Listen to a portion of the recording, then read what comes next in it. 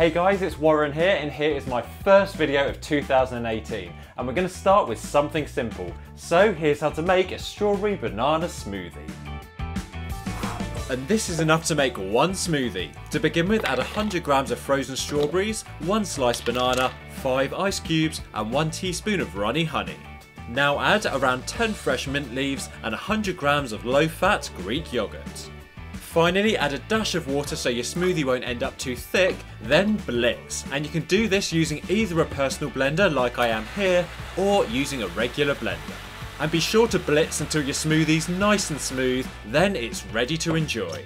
And what's great about making smoothies at home is you can have them straight away, or you can pour them into a flask, take them to work and enjoy them later.